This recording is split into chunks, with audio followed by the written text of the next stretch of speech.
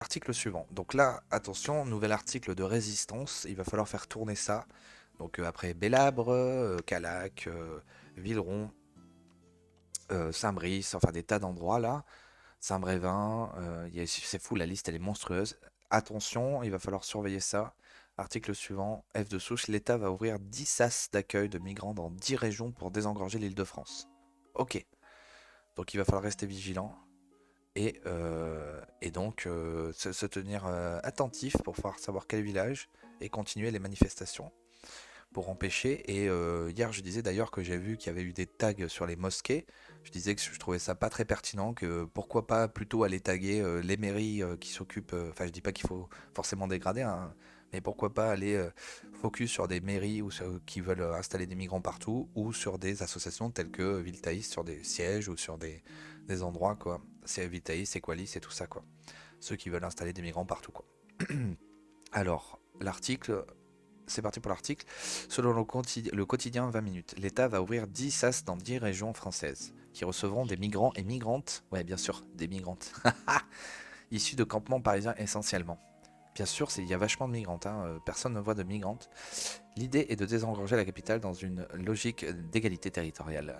Mais les associations s'inquiètent des effets de ce système qui pourrait permettre, selon elles, de renvoyer dans leur pays plus discrètement des migrants qui n'ont pas le droit de séjourner en France. Ah d'accord, c'est ça qui est dit. Enfin bon.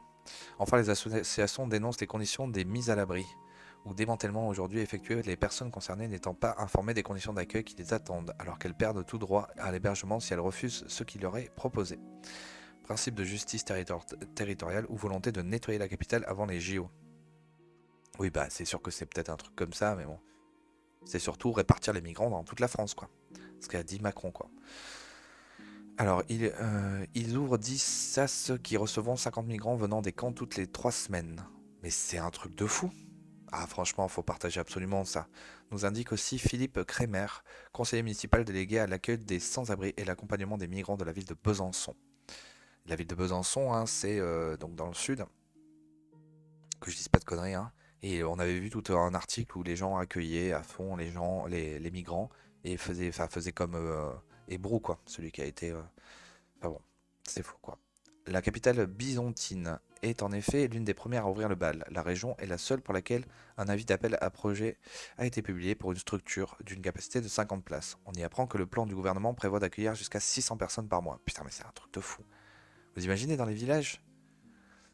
Sollicité par 20 minutes, la Direction générale des étrangers nous explique. Des opérations de mise à l'abri sont régulièrement mises en œuvre, à l'initiative de la préfecture de région Île-de-France, au bénéfice des personnes se situant dans des campements ou des hébergements précaires à Paris et en Île-de-France.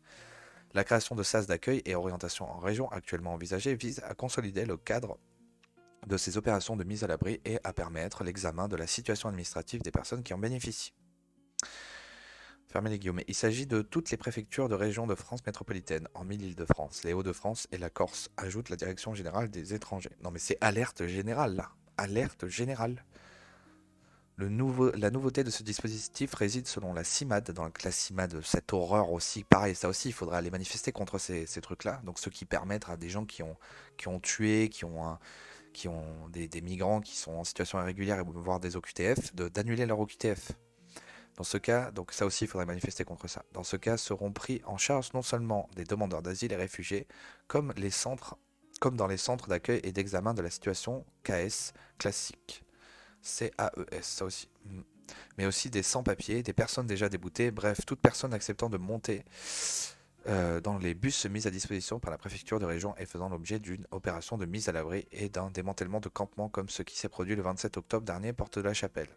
D'habitude, les personnes ont déjà été enregistrées comme demandeuses d'asile et sont orientées par l'Office français de l'immigration et de l'intégration, OFII. Là, l'orientation précède l'examen de situation administrative, explique Gérard Sadik, responsable des questions asile à la CIMAD. Un traître là encore là. Gérard Sadik, ah, et ça lui va bien son nom en plus, Sadik. C'est parfait. Mais Sadik, hein, pas pour lui, hein, pour les autres. Pour les Français, quoi. À l'approche des Jeux Olympiques, les dispositifs d'hébergement sont saturés. De nombreux hôtels qui accueillent des migrants ont décidé de se refaire une beauté avant l'arrivée du flot de touristes, et la préfecture peine à trouver des places d'hébergement. Sans parler du fait que Paris et l'Île-de-France reçoivent déjà bien plus de migrants que le reste de la France. La volonté de répartir dans d'autres régions cette charge apparaît donc comme justifiée aux associations que nous avons contactées, mais celles-ci s'inquiètent de la façon dont ce dispositif est mis en œuvre, notamment pour les personnes qui ont déjà été déboutées du droit d'asile. Donc en fait là on est vraiment dans la situation où en gros on a accumulé des migrants depuis des dizaines d'années, enfin des années et des années, des dizaines d'années, et maintenant en fait ils trouvent une excuse pour les répartir partout, à fond, alors que personne n'en veut en fait. Personne ne veut de ça. C'est une catastrophe. Oh là là, mais c'est vraiment alerte générale là. Nous craignons que ces orientations en région soient aussi faites pour remplir les centres de rétention administrative qui retiennent les étrangers qui n'ont pas le droit de séjourner en France. Si l'objectif c'est de renvoyer derrière, c'est dégueulasse. Ah pardon, si l'objectif c'est de renvoyer derrière, c'est dégueulasse. Explique Yann Manzi, cofondateur d'Utopia 56. Voilà, Utopia pareil. Qu'est-ce qui va se passer pour ces gens s'interroge aussi Gérard Sadik. Mais putain, mais il faut les... Bon, alors voilà, information que je vais extraire et il faut absolument la faire monter. Donc c'est alerte générale.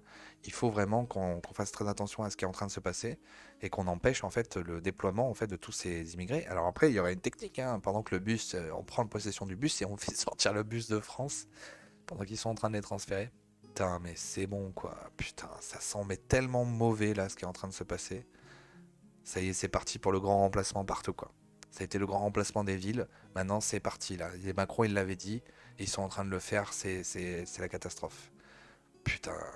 C'est la panique, là. Moi, je panique, hein, franchement. Rien que d'avoir lu cet article, ça me fait froid dans le dos, quoi.